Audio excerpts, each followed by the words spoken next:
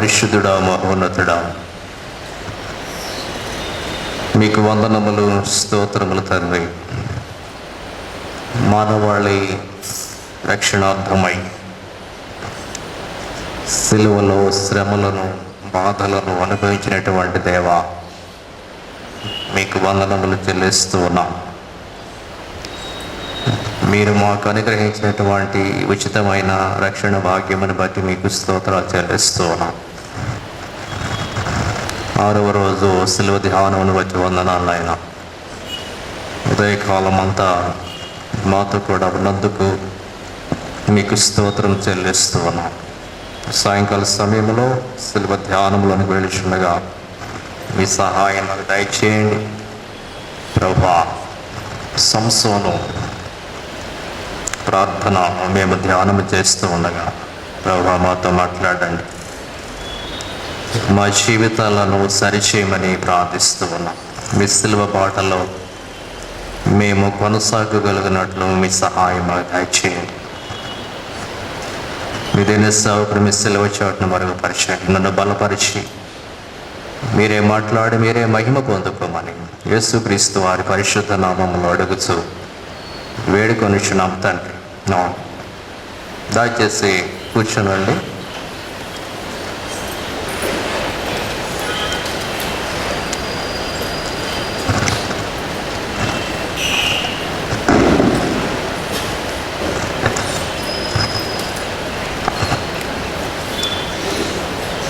దేవుని పరిశుద్ధ నామమునకు మహిమ కలుగునుగాక. హల్లెలూయా, హల్లెలూయా, హల్లెలూయా. ప్రియమైనటువంటి దేవుని బిడలారా, దేవుని సంఘమా, సాయంకాల సమయంలో మరి యొక్క సిలువ ధ్యానములో 6వ రోజు మనమందరం పాలు పొంది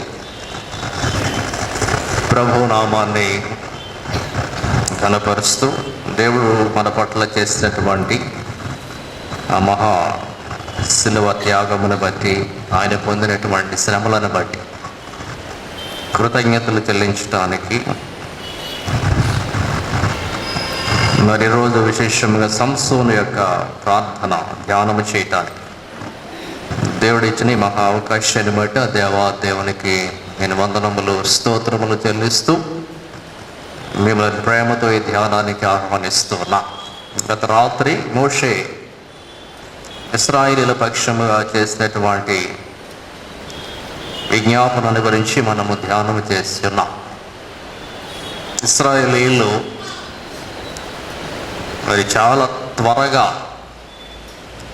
విగ్రహారాధన వైపు మరలిపోయినప్పుడు దేవుడు వారిని కాల్చివేసి మోషేను గొప్ప జనాంగముగా చేస్తానని మరి తెలియజేసినప్పుడు మోషే మరి ఇశ్రాయేలీయుల పక్షముగా విజ్ఞాపన చేసి దేవుని యొక్క కోపాగ్నిని మరి చల్లార్చడానికి ప్రయత్నం చేసి ఆ యాత్రలో మరి దేవుని యొక్క ఆ సహవాసముతో ముందుకు కొనసాగినటువంటి వాడిగా మరి మన గత రాత్రి మనం ధ్యానం చేసి ఉన్నాం. ఈ రాత్రికాల సమయంలో న్యాయాధిపతుల గ్రంథములో 16వ అధ్యాయంలో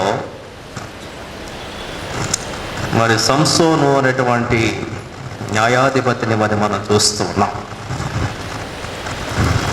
12 న్యాయాధిపతులు మరి మనం చూస్తూ ఉంటాం. సంసోను ప్రాముఖ్యమైనటువంటి న్యాయాధిపతిగా మరి మనము గమనిస్తూ ఉన్నాం. అది ఖచ్చితంగా సంఖ్య తెలియదు కానీ కొంచెం అటు ఇట్లా ఉంటుంది నెంబరు న్యాయాధిపతులు. సంసోను ప్రాముఖ్యమైనటువంటి న్యాయాధిపతిగా ఉంచి ఉన్నాడు. 16వ అధ్యాయంలో ఈ సంసోను యొక్క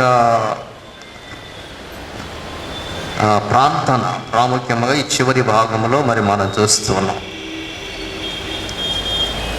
సంసోను మరి నజరేతు లేక నాజరీన్ అనేటువంటి నాజీరు అనేటువంటి ప్రమాణము చేసినటువంటి వాడు, లేక నాజీరు తీసుకున్నటువంటి వాడిగా మరి చూస్తూ ఉన్నాం.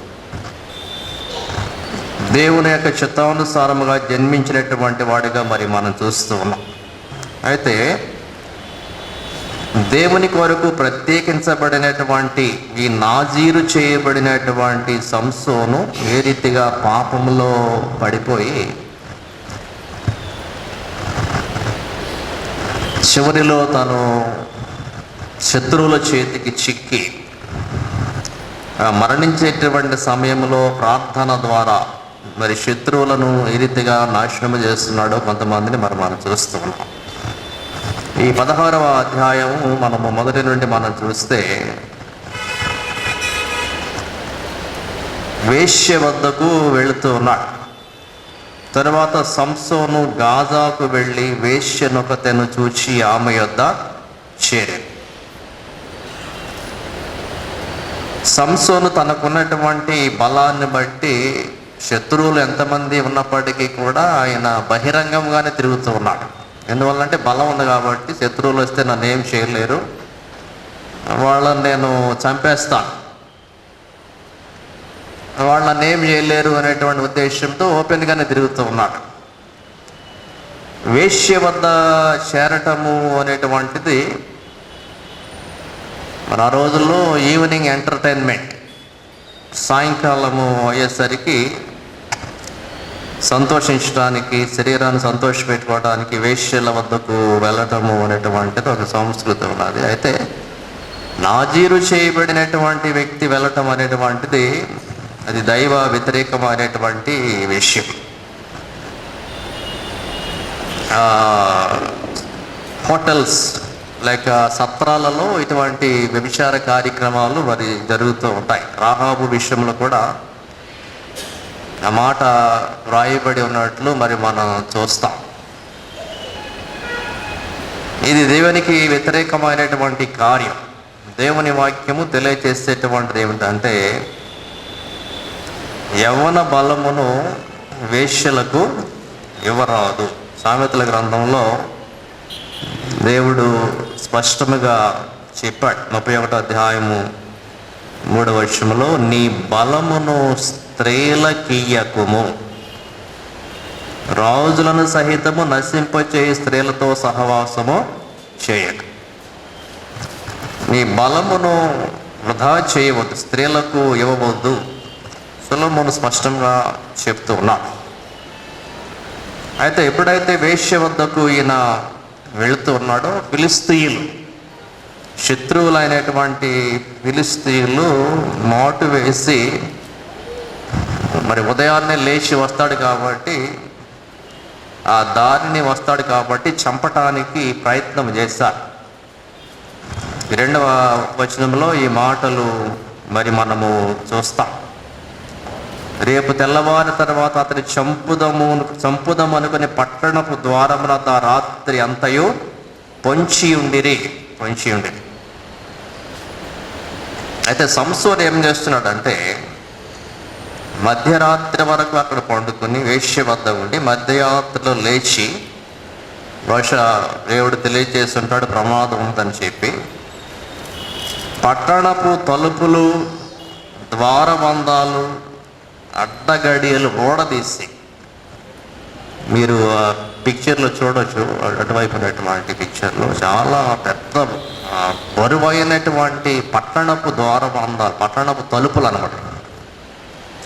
ఆ రాత్రి కాలంలో వాటిని ఓడదీసి భుజాల మీద పెట్టుకుని 20 కిలోమీటర్లు అన్నమాట, హెబ్రోను ఎదురుగా ఉన్న కొండ కోనకు వాటిని మోసుకెళ్ళిపోతున్నాడు అన్నమాట. అంటే సంసోను బలము ఎంతటిదో ఇక్కడ మనము ఊహించుకోవచ్చు. తలుపును ఓడదీయమంటే సాధారణ ఆయన మామూలు చిన్న చిన్న తలుపులు కూడా ఓడదీయలేము, మనం చేత్తో ఓడదీయలేము, ఏ పొలుగులో గుణబోలు ఉపయోగించి తీయాలి.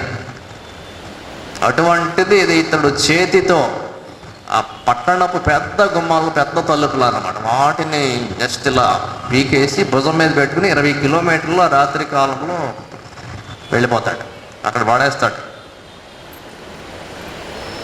అంటే ఇదంతా ఎందుకు చేశాడు అంటే, తన ప్రజలకు భయం పోవాలి. నేనున్నాను న్యాయాధిపతిని, దేవుడు ఎంత బలం నాకు ఇచ్చాడు, తలుపులే పీకేసి ఊడదీసి 20 కిలోమీటర్ల రాత్రిలో అసలు మోసుకు వెళ్ళగలిగానంటే, నేను మీకున్నాను, మీకేం భయం లేదు, జయము తీసుకొస్తా మీకు. I will bring victory.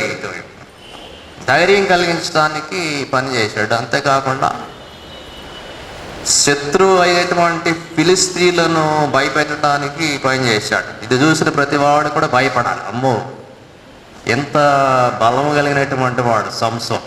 తలుపులే ఊడదీసి 20 కిలోమీటర్లు భుజం మీద పెట్టుకుని మోసుకెళ్ళిపోయాడు. అంటే అంత బలమైనటువంటి వారు ఎవడు కూడా ఉండడు. శత్రువులు భయపడాలి. సో ప్రియులారా, ఇక్కడ మనము గమనించినప్పుడు మరి సంసోను రాత్రి కాలంలో ఆ కార్యము చేయటము ద్వారా ప్రజలు భయపడాలి, ఇశ్రాయేలీయులు ధైర్యము తెచ్చుకోవాలి. తర్వాత ఇక 4-5 వచనాల్లో మనం చూస్తే,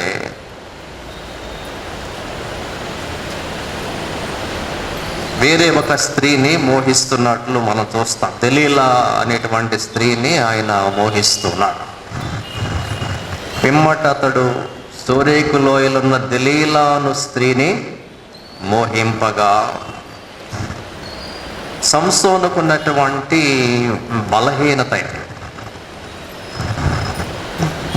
సంసోనుకున్నటువంటి శరీర సంబంధమైన బలహీనత, నాజీరు చేయబడినటువంటి వ్యక్తికి ఇటువంటి శరీర క్రియలు ఉండకూడదు అసలు. దెలీలా అనే మాటకు అర్థమయ్యేటువంటి సున్నితమైనది, బలహీనమైనది, the weak, the tender, the delicate. So స్త్రీ ఒక శోధనగా సంసోను జీవితంలో ప్రవేశిస్తున్నట్లు మరి మనం చూస్తున్నాం. అయితే ఆమె నిజంగా సంసోను ప్రేమించిందా అంటే, సంసోను నిజంగా ప్రేమించినటువంటి వ్యక్తి కాదు.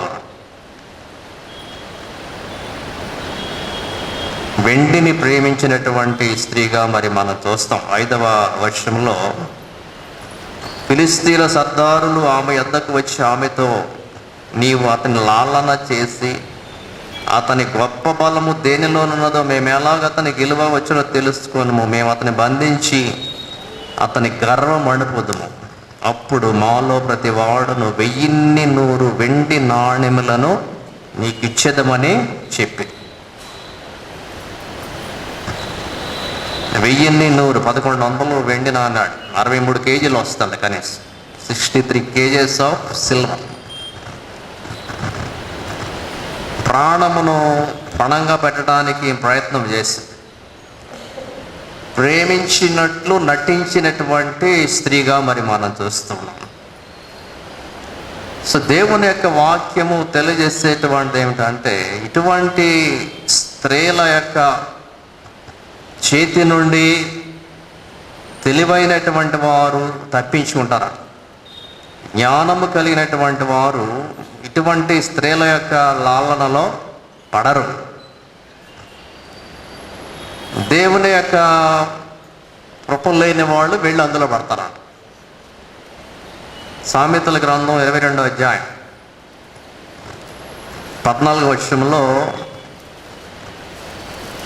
ఎవడైతే శాపగ్రస్తుడు అవుతాడో వెళ్ళి గోతులో పడతాడంట. వేశ్య నోరు లోతైన గొయ్యి, యెహోవా శాపము నొందిన వాడు దానిలో పడును.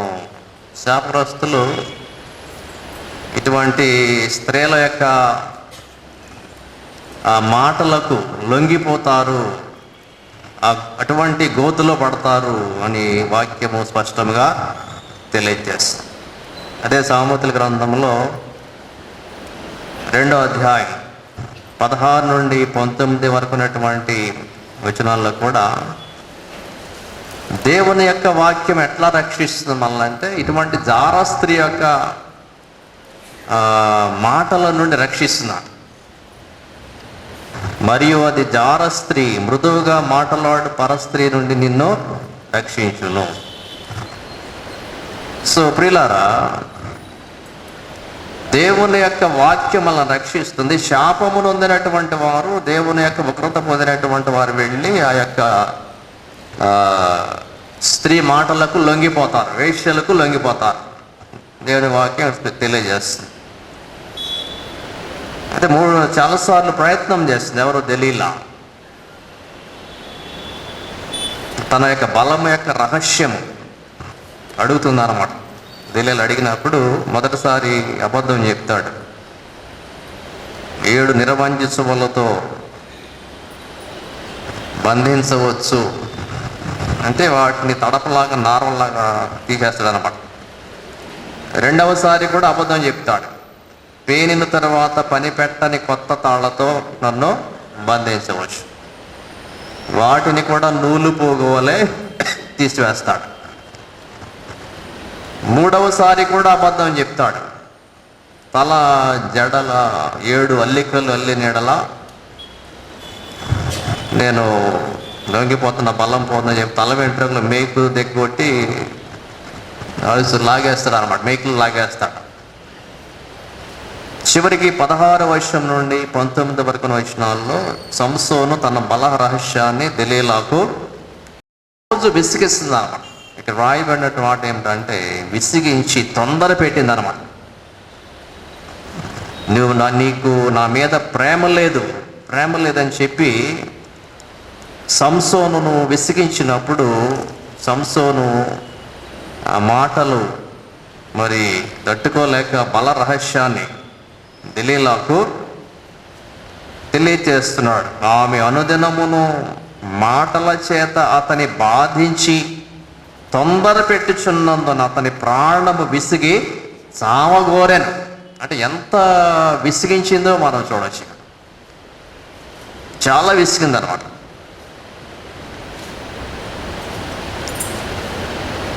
ఈ మాటల గురించి సొలొమోను భక్తుడు చెప్తాడు. సామెతల గ్రంథం 7వ అధ్యాయం 21వ వచనంలో, అది తన అధికమైన మాటల చేత వానిని లోపరుచుకొనెను, తాను పలికిన ఇచ్చకపు మాటల చేత వాని నీడ్చుకొని పోయాను. లాలన చేత, అధికమైన మాటల చేత, ఇచ్చకపు మాటల చేత ఈడ్చుకెళ్ళిపోయిందంట ఒక వ్యక్తిని. ఈ వేశ్య జీవితం జీవించేటువంటి వ్యక్తి. సో ఇక్కడ సంసోను చివరికి లొంగిపోయి, ఈ మాటలకు లొంగిపోయి తన రహస్యాన్ని, తన బల రహస్యాన్ని తెలియజేస్తున్నాడు. ఈ 16వ వచనం నుండి ఈ 17వ వచనాన్ని మనం చూస్తే ఆ సీక్రెట్ మొత్తం చెప్తాడు అన్నమాట. ఏమన్నాడు అక్కడ? అభిప్రాయం అంతయు ఆమెకు తెలియచేసి, నేను నా తల్లి గర్భము నుండి పుట్టినది మొదలుకొని దేవునికి నాజీరు చేయబడిన వాడనై ఉన్నాను. నా తల మీదకి మంగళ కత్తి రాలేదు. నాకు క్షౌరము చేసిన ఎడల నా బలము నాలో నుండి తొలగిపోయి ఇతర మనుష్యుల వలె అవుదనని ఆమెతో అనేను. సో ఇక కన్ఫర్మ్ చేసుకుంది. ఇక ఏమాత్రం కూడా ఇతను అబద్ధం చెప్పలేదు, ఈసారి నిజము చెప్పాడని చెప్పి తన తొడ మీద నిద్రపుచ్చి ఒక మనుషుని పిలిపించి సంసోను యొక్క తల క్షౌరము చేసి బలం అంతటిని కూడా సంసోను పోగొట్టుకునేటువంటి వాడిగా మరి మనము చూస్తూ ఉన్నాం. ప్రియులారా, వెంటనే శత్రువులు 20వ శత్రువులు వచ్చి బంధిస్తూ ఉన్నారు. 20వ వచనాన్ని చూస్తే ఒక మాట ఏమందంట అక్కడ, యెహోవా అతనిని ఎడబాసెను.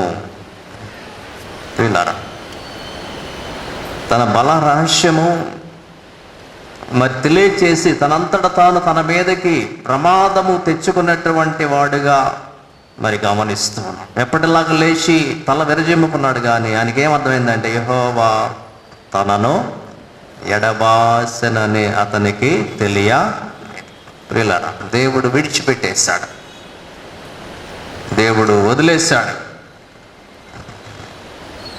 న్యాచురల్ స్ట్రెంగ్త్ మొత్తం కూడా పోయింది. వెంటనే ఫిలిష్తీయులు సంసోనును బంధించి మరి 3 కార్యాలు అక్కడ మరి చేస్తూ ఉన్నారు. 21వ వచనము 22వ వచనాలు మనం చూస్తే కాన్సిక్వెన్సెస్ ఆఫ్ సిన్. సంసోను చేసినటువంటి పాప ఫలితము 3 రకాలైనటువంటి మరి ఇబ్బందులకు సంసోనును గురి చేసింది. మొట్టమొదటిగా కన్నులు ఓడదీయుట. మరి సంసోను కన్నులతో పాపము చేశాడు. ఏమిటి పాపము అంటే కనపడినటువంటి స్త్రీలందరి దగ్గరికి వెళ్ళాడు, వేశ్యల వద్దకు మరి వెళ్ళాడు. 14వ అధ్యాయం 1వ వచనంలో మొదట ఫిలిస్తీయుల స్త్రీ దగ్గరికి వెళ్ళాడు. 16వ అధ్యాయం 1వ వచనంలో వేశ్య వద్దకు వెళ్ళాడు. 16వ అధ్యాయం 4వ వచనంలో దెలీలా వద్దకు వెళ్ళాడు. కన్నులతో చేసినటువంటి పాపము, నాజీరు చేయబడినటువంటి వ్యక్తి మరి కన్నీటి ప్రార్థన చేయవలసినటువంటి వాడు, సేవకుడు, దేవుని సేవకుడు. కానీ ఇతను తన కన్నులను మరి లోకానికి అప్పగించినటువంటి వాడిగా చూస్తున్నాం. కన్నులతో పాపము చేసినటువంటి వాడిగా మరి మనం చూస్తున్నాం. స్పిరిచువల్ బ్లైండ్నెస్, ఆత్మ సంబంధమైనటువంటి గుడ్డితనములో ఉన్నట్లుగా మరి మనం చూస్తున్నాం.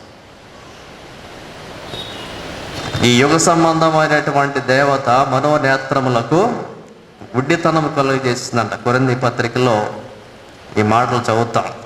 4వ అధ్యాయం 4వ వచనంలో 2 కొరింథీ, దేవుని స్వరూపి అనే క్రీస్తు మహిమను కనుపరచు సువార్త ప్రకాశము వారికి ప్రకాశింపకుండు నిమిత్తము ఈ యుగ సంబంధమైన దేవత అవిశ్వాసులైన వారి మనోనేత్రములకు గుడ్డితనము కలుగజేశారు.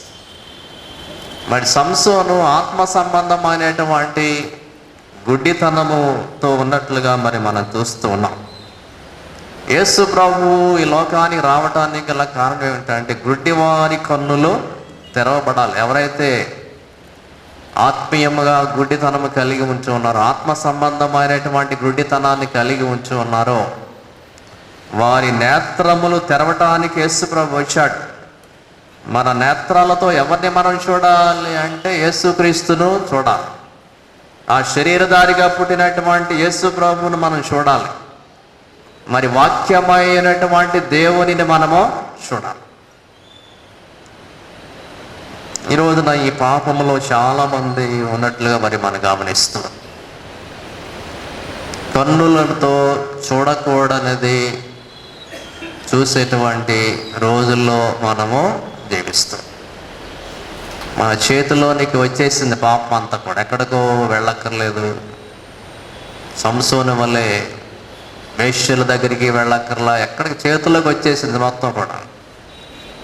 వేది చూడాలంటే అది రెడీగా ఉంది. కాకపోతే మన యొక్క నిగ్రహణ శక్తి మీద ఆధారపడి ఉంటుంది. నా కన్నులతో నేను అది చూడకూడదు.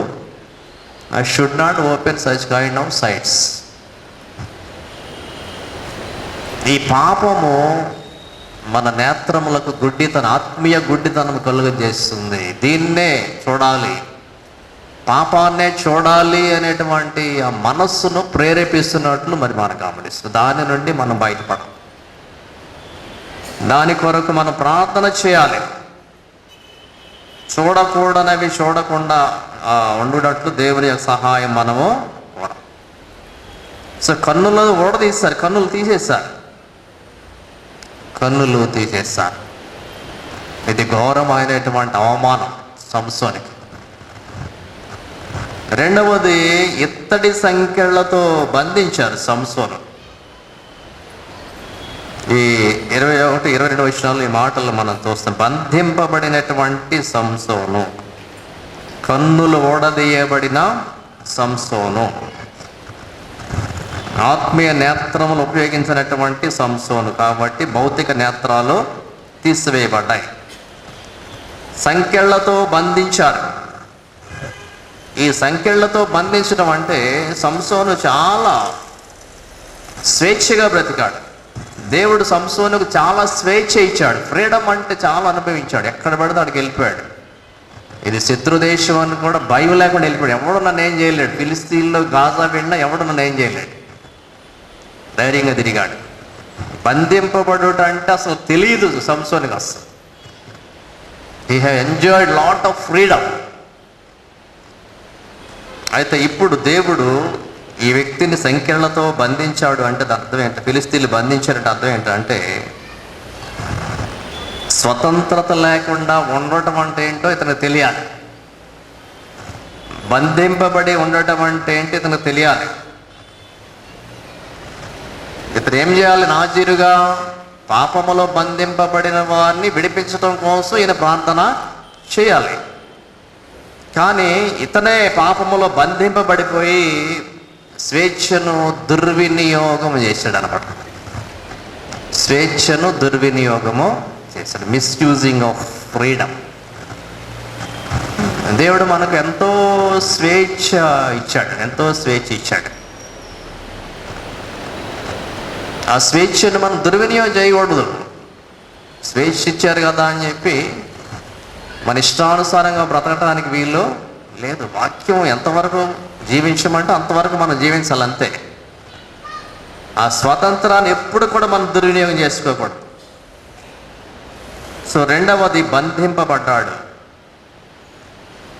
మూడవది బందీ గృహములో తిరుగలి విసరటానికి అతనిని ఏర్పాటు చేశారు. ఇది డిగ్రేడ్ చేయటం అన్నమాట. ఒక శత్రువుని తీసుకొచ్చి మరి బందీ గృహంలో యొక్క మిల్లు పిండి కానీ వేరేది కానీ విసరటానికి అతను ఏర్పాటు చేశారంటే దాని అర్థం ఏంటంటే చాలా అవమానపరచడం. ఈ పని అసలు ఎవరు చేస్తారంటే స్త్రీలు చేస్తారు, బానిసలు చేస్తారు ఈ పనులు.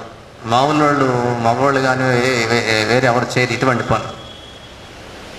తిరగలు విసిరేటువంటి పని ఎవరిదండి? స్త్రీలు కానీ బానిసలు కానీ. అంటే ఇతనికి చాలా అవమానం చేశారనమాట. ఒక స్త్రీలకు బానిస అయ్యాడు కాబట్టి ఇతనికి ఏ పని అప్పగించాడు దేవుడు?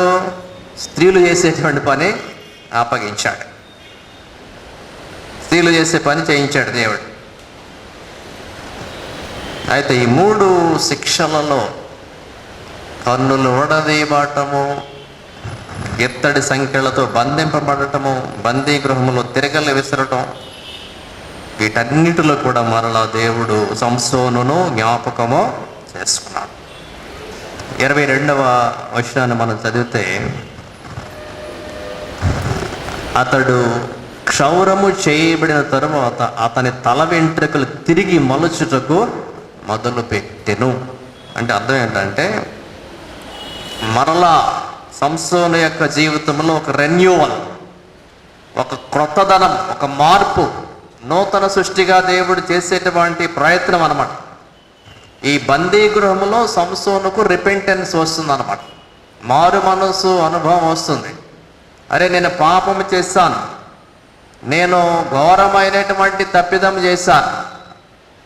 నాజీరు చేయబడినటువంటి వ్యక్తి పొరపాటు చేస్తే ఏం చేయొచ్చు అంటే మరలా క్రొత్తగా నాజీరు ప్రారంభించవచ్చు. ఆ పాత ప్రమాణాన్ని వదిలేసి మళ్ళీ క్రొత్తగా నాజీరు ప్రమాణం తీసుకుని ప్రారంభించవచ్చు అన్నమాట. సంసోను బహుశా ఈ బందీ గృహంలో మరి క్రొత్తగా మరలా నాజీరు అవటానికి, క్రొత్తగా జీవితాన్ని ప్రారంభించడానికి ఆయన ప్రయత్నము చేసి ఉండవచ్చు. ఆ బాధలో, ఆ కష్టములో సంసోను మరలా తిరిగి దేవుని బిడ్డ కావటానికి ప్రయత్నం చేస్తున్నాడు. తప్పిపోయినటువంటి కుమారుడు, చిన్న కుమారుడు ఆ వేశ్యలతో తన ఆస్తిని అంతటిని కూడా పాడు చేసి తినటానికి ఏమీ లేనటువంటి ఆ సమయంలో గొప్ప మార్పు అతనిలో వచ్చినట్లు మరి మనం చూస్తున్న బాధలో, ఆ కష్టంలో, ఆ శ్రమలో తినటానికి ఏమీ లేనప్పుడు నా తండ్రి ఇంట కూలివానికి సహితం మంచి ఆహారము దొరుకుతుంది, నేను మరలా నా తండ్రి వద్దకు వెళ్ళిపోతాను, ఈ జీవితం నాకు వద్దు, వేశ్యలతో కూడినటువంటి జీవితం నాకు వద్దు, దీనివల్ల నాకు ప్రయోజనం లేదు, దీనివల్ల నేను నాశనం అయిపోయాను, తిరిగి నేను మరలా నా తండ్రి వద్దకు వెళ్తాను. సంసోనులో మార్పు ప్రారంభమై దేనికి గుర్తంటే తల వెంట్రుకలు తిరిగి మొలవటము అనేటువంటిది సంసోనులో మార్పుకు గుర్తు. Renewal experience. 23 నుండి 25 వరకు ఉన్నటువంటి వచనాల్లో మరి సంసోనును హేళన చేస్తూ ఉన్నారు.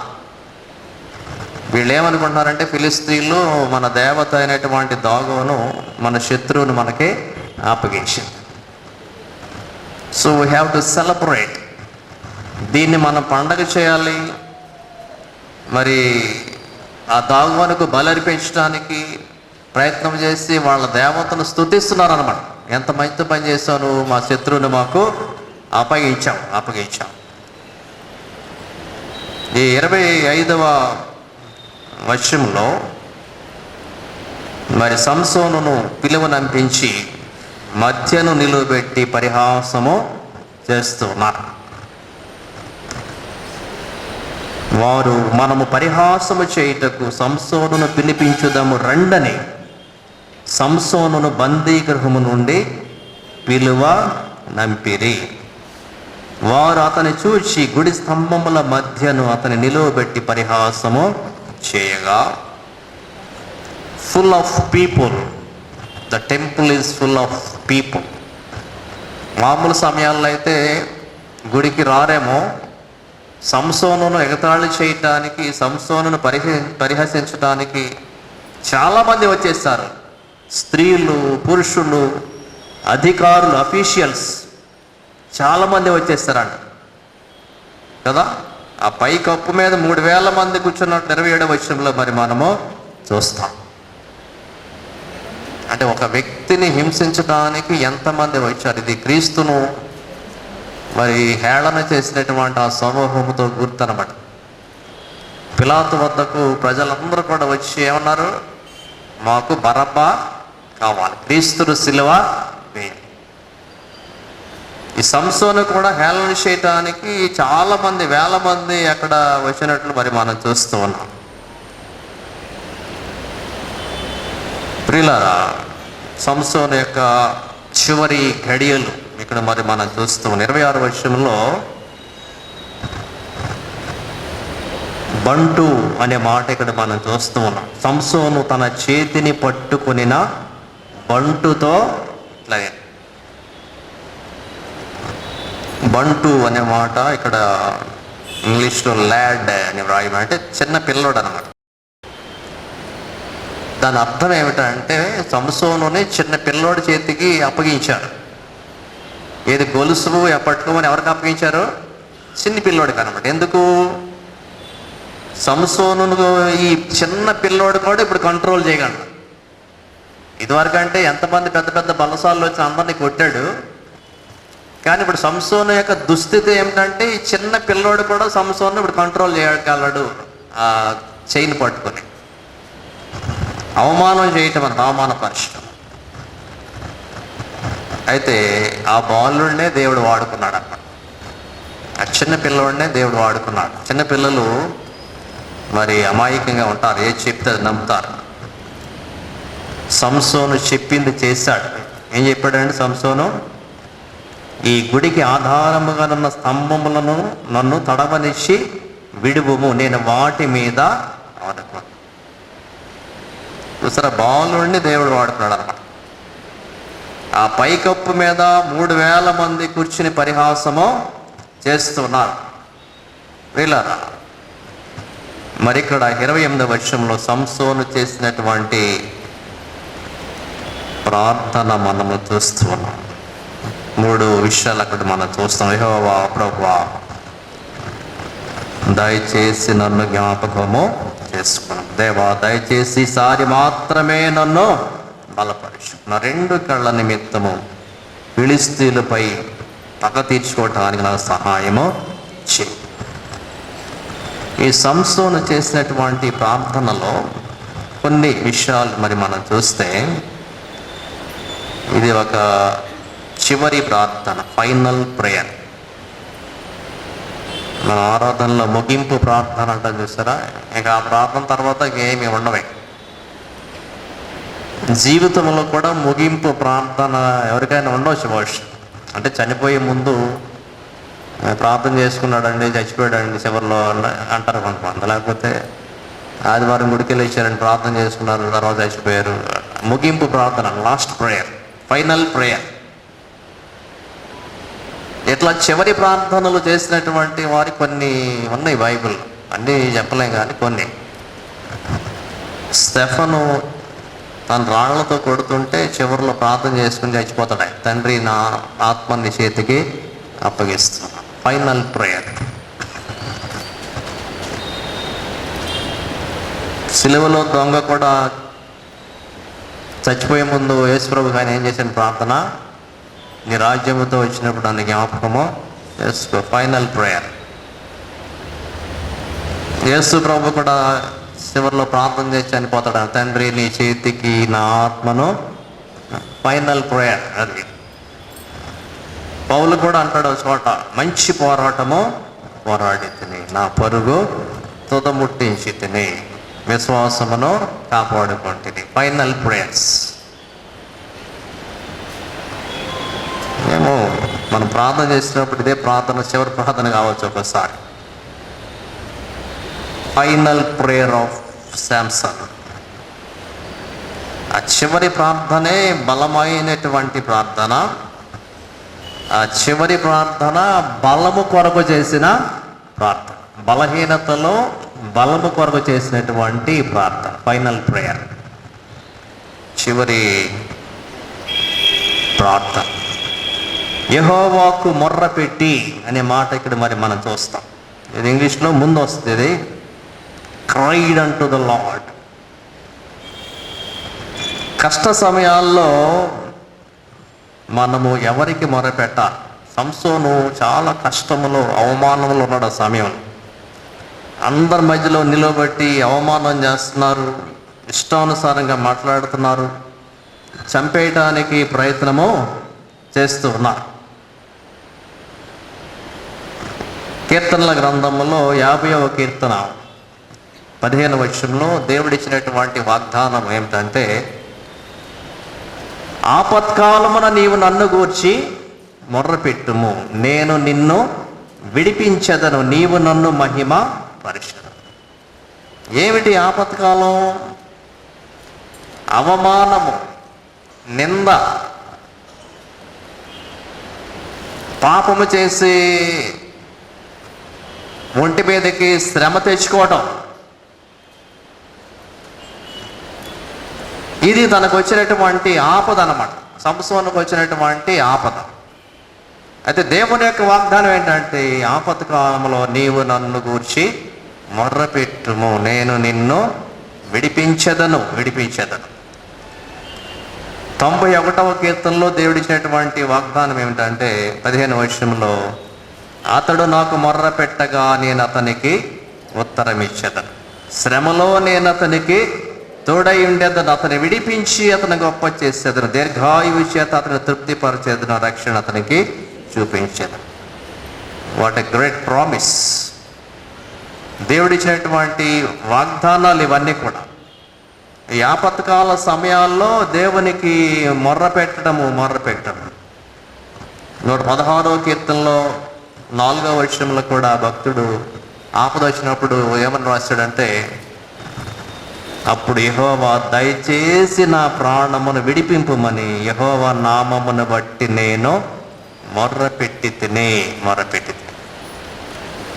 ఇక్కడ సంసోను ఏం చేస్తున్నాడంటే మొర్రపెట్టి అనే మాట చూస్తారా? 28వ వచనం చివరి భాగంలో, న్యాయాధిపతులు 16:28 చివరి భాగంలో, పగ తీర్చుకొన నిమ్మని యెహోవాకు మొర్రపెట్టి. ఈ మొర్రపెట్టడం అంటే చాలా తీవ్రమైనటువంటి ప్రార్థన అన్నమాట, మామూలు ప్రార్థన కాదండి. తీవ్రమైనటువంటి ఒత్తిడితో చేసేటువంటి ప్రార్థన. మనము యాకోబు ప్రార్థన ధ్యానం చేసినప్పుడు ఇదే అన్నమాట. పోరాటము అనేటువంటి కన్నీటి ప్రార్థన అని చెప్పాం. ఒక రాత్రంతా కూడా దేవునితో పెనుగులాడాడు, కన్నీటి ప్రార్థన చేశాడు యాకోబు. సో ఆపదలు వచ్చినప్పుడు, అవమానాలు పడుతున్నప్పుడు దేవుని వద్దకు మొర్ర పెట్టుకుని ప్రార్థన చేసుకోవాలి ఎవరైనా సరే. మనం చాలాసార్లు ఈ నిందలు అవమానాలు పడుతున్నప్పుడు మనం కూడా తిరిగి వాళ్ళు ఏదో అనటానికి మన ప్రయత్నం మనం చేస్తాం. వాళ్ళు ఎంత తీవ్రంగా అంటే అంత రెండంతలు తీవ్రంగా విరుచుపట్టడానికి మన ప్రయత్నమో చేస్తాం. కానీ భక్తులు అట్లా చేయలా.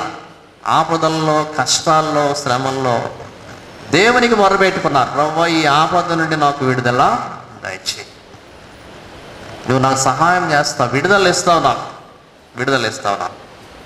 సో సంసోను చేసినటువంటి పని దేవునికి మొర్రపెట్టాడు, యెహోవాకు మొర్రపెట్టాడు.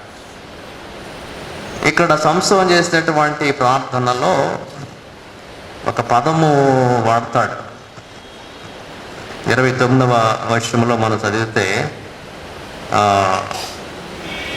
ఇక్కడ సంసోను చేసేటువంటి ప్రార్థనలో ప్రభువా అనేటువంటి పదము ఆయన మరి ఉపయోగిస్తున్నాడు. 28వ వచనంలో అప్పుడు సంసోను యెహోవా ప్రభువా, సావరీన్ లార్డ్. సంసోను ఏమని ఒప్పుకుంటాడంటే, నువ్వు సార్వభౌముడమైనటువంటి దేవుడు, ప్రభుడవు, నువ్వే ప్రభుడవు, గాడ్స్ అథారిటీ. ఇప్పుడు దాకా నా బలాన్ని చూసుకుని నా బలం మీద నేను ఆధారపడటానికి ప్రయత్నం చేశాను కదా. ఇప్పుడు దాకా కూడా నా బలం నాకు చాలు, నా బలం మీద నేను ఆధారపడతాను, ఎవరినైనా కొట్టేయగలను, ఎవరినైనా నేను జయించగలను అని నా బలం ఇంకా చూసుకున్నాను. నా బలాన్నే నేను గౌరవించుకున్నాను. కానీ ఇప్పుడు ఎవరిని గౌరవిస్తున్నాడు? దేవుణ్ణి చూస్తున్నాడు. దేవుని బలము వైపు ఆయన చూస్తున్నాడు. సావరీన్ లార్డ్, బలవంతుడమైనటువంటి దేవా, ప్రభువా, ఇక నా బలము కాదు, I'm surrendering my self to you. Shift from self Reliance to surrender. సొంతగా తన మీద తాను ఆధారపడటాన్ని మానేసి ఇక తాను ఎవరికి సరెండర్ చేసుకుంటాడంటే దేవునికి అప్పగించుకుంటాడు, సరెండర్ చేసుకుంటాడు. దైవ ప్రణాళిక. మరి యోసేపు విషయంలో కూడా, యోసేపు ఐగుప్తుకు వెళ్ళటం అనేటువంటిది దేవుని యొక్క చిత్తం, దేవుని యొక్క ప్రణాళిక. బహుశా ఇతను కూడా చెరసాలలో బంధింపబడటం సంసోను దేవుని ప్రణాళిక అయి ఉండొచ్చు. దేవుడు వీళ్ళందరినీ ఇప్పుడు చంపాలి అంటే సంసోను చెరసాలలోకి వెళ్ళాలి. తరువాత సంసోను చేసినటువంటి ప్రార్థనలో రిమెంబర్ మీ, దయచేసి నన్ను జ్ఞాపకము చేసుకోవడం. దేవా, దయచేసి ఈసారి మాత్రమే నన్ను బలపరుషుము, నన్ను జ్ఞాపకము చేసుకున్నాము. పిల్లరా, తగ్గింపుతో మాట్లాడుతున్నటువంటి మాట ఇది.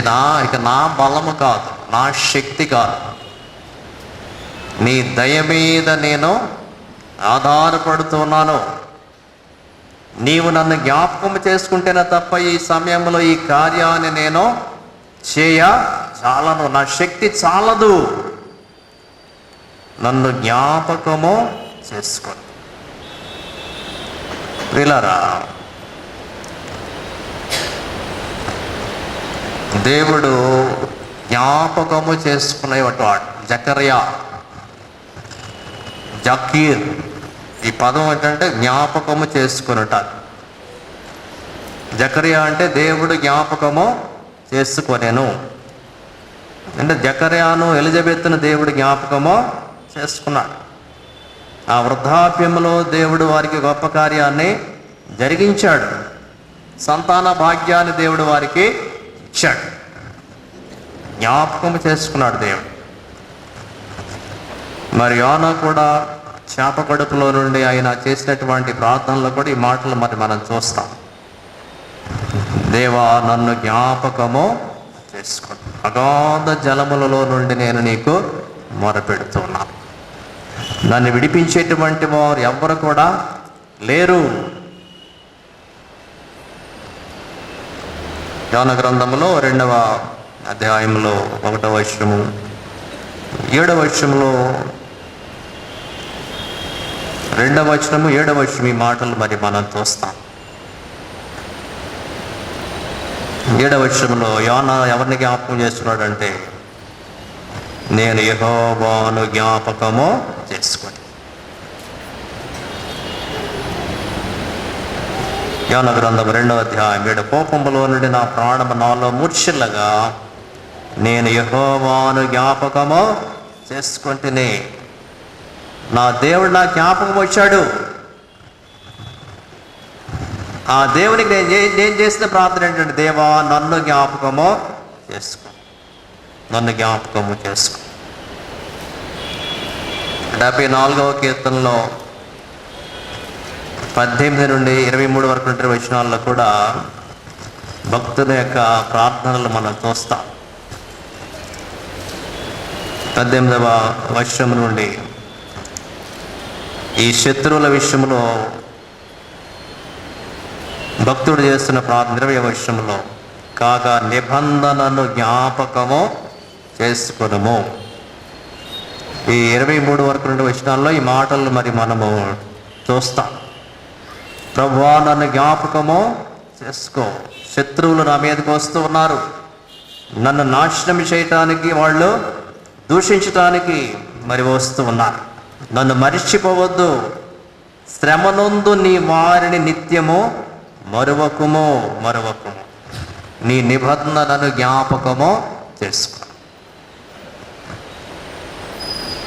ఇది సంసోను చేసినటువంటి ప్రార్థనలో, దయచేసి నన్ను జ్ఞాపకము చేసుకొనుము.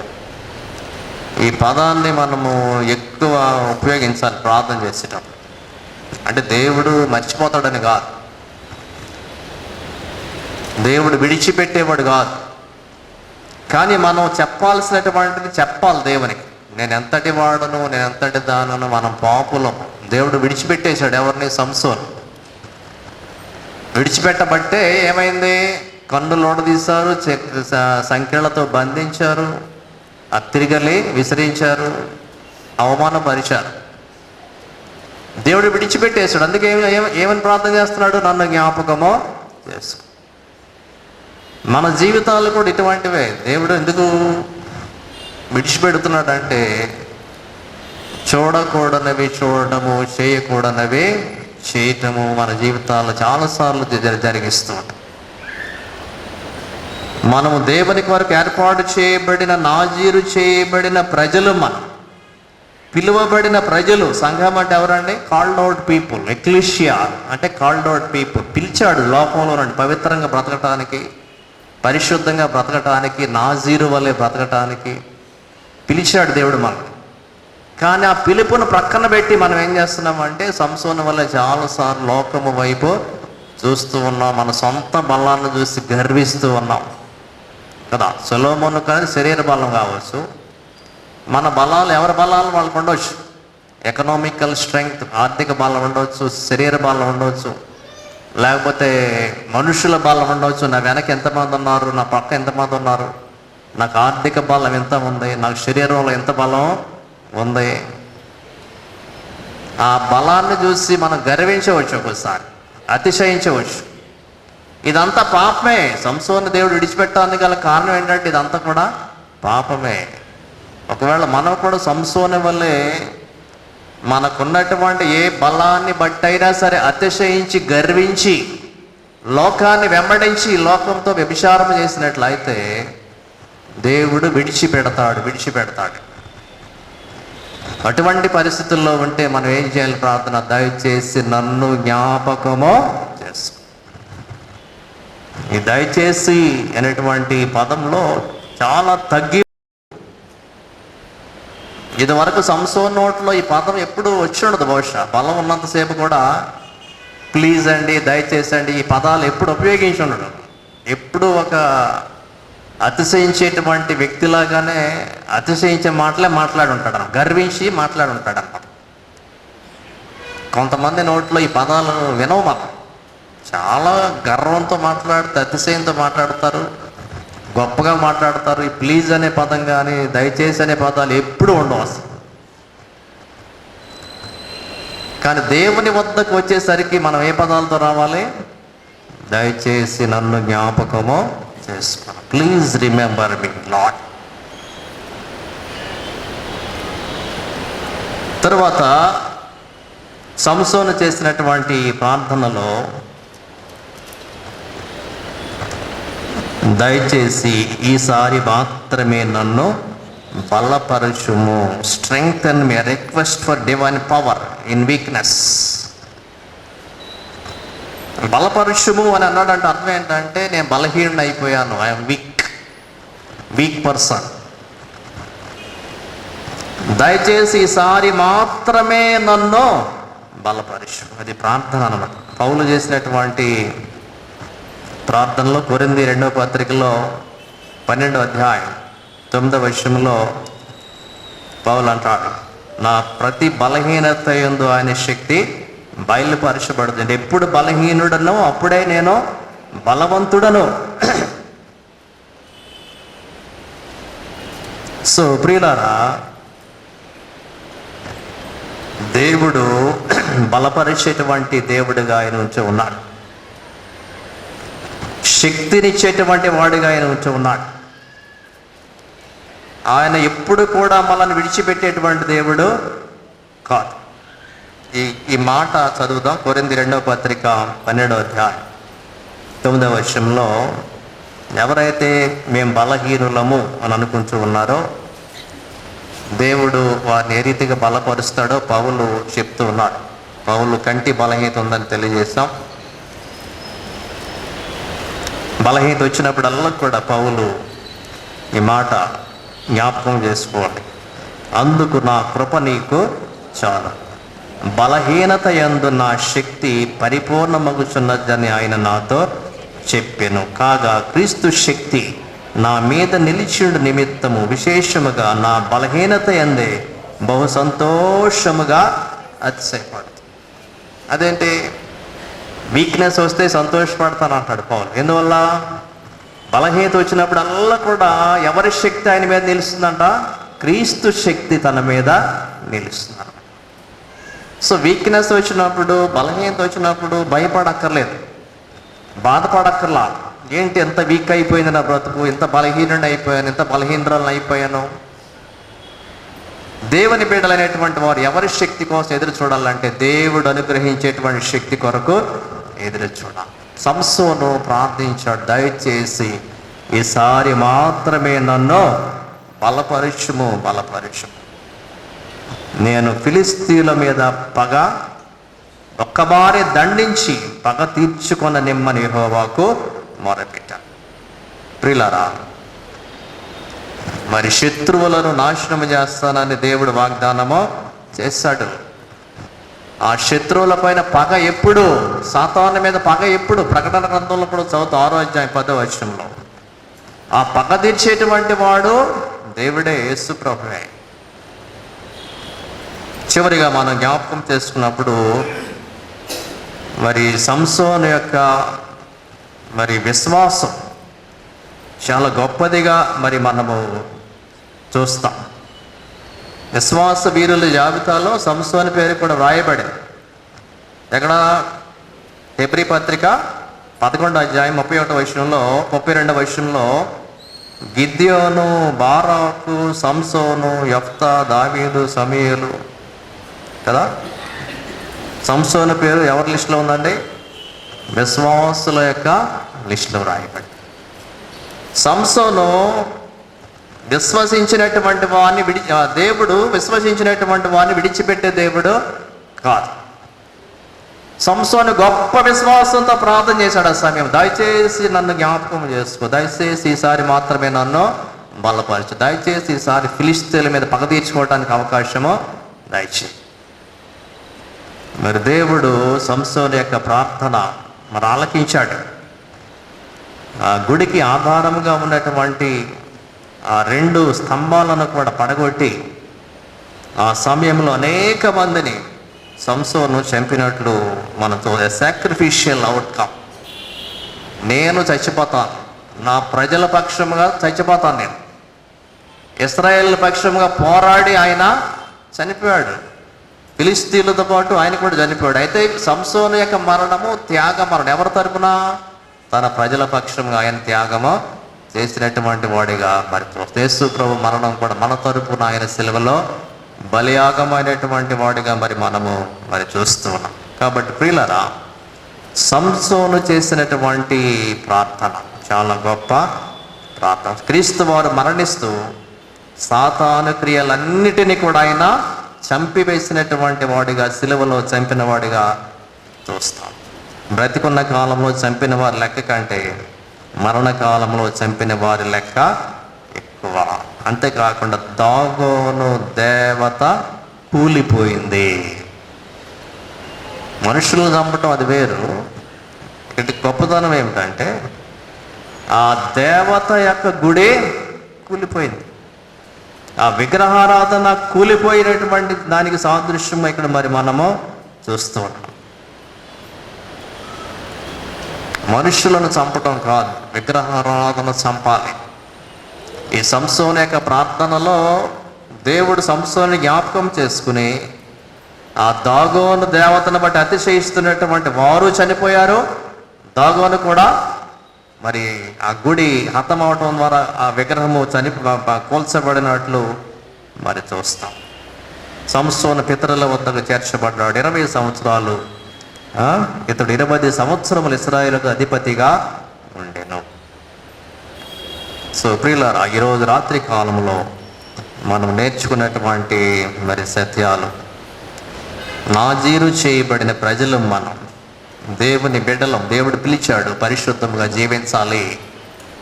ఆ ప్రమాణాన్ని తప్పవంటే శిక్ష సిద్ధముగా ఉన్నది. అయినప్పటికీ కూడా నీవు విశ్వసించి దేవుని వైపు మరలి పశ్చాత్తాపడితే సంసోను ప్రార్థన ఆలకించిన దేవుడు నీ ప్రార్థన ఆలకిస్తాడు. నీ ద్వారా సాతానికి లయపరుస్తాడు. నీ ద్వారా విగ్రహారాధన తొలగిస్తాడు.